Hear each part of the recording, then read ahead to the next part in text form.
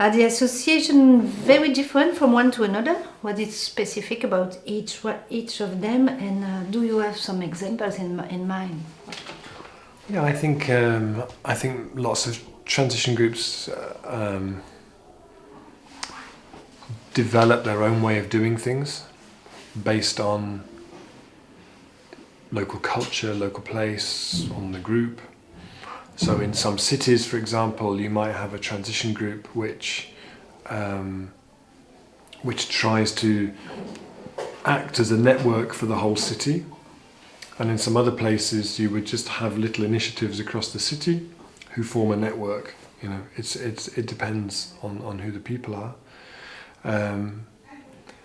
I think some groups form and they don't pay as much attention as some other groups do to process, to how that group is going to work, to how the people are going to communicate with each other and work together.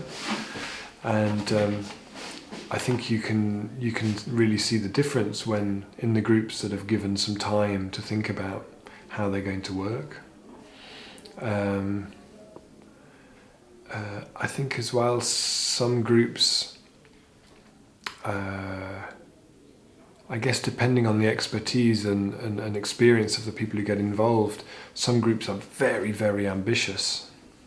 You know, they want to start an energy company, they want to start a brewery and a local currency. You know, there's a real kind of ambition and sense of doing big projects. And some other groups work at the scale they feel comfortable at, and they maybe just have 2 or 3 projects and they keep working on the 2 or 3 projects. It's really what's appropriate to the people and to the place, really. I think what runs through them all and what they all have in common is a philosophy around what they want to create, is a commitment to really trying to work with and engage people. And when we have a conference, which we haven't done for a couple of years, but we normally have an international transition conference and invite people together, that's always the thing I enjoy most, is looking at the things that people have in common, but the things that are also distinct to each place and each culture.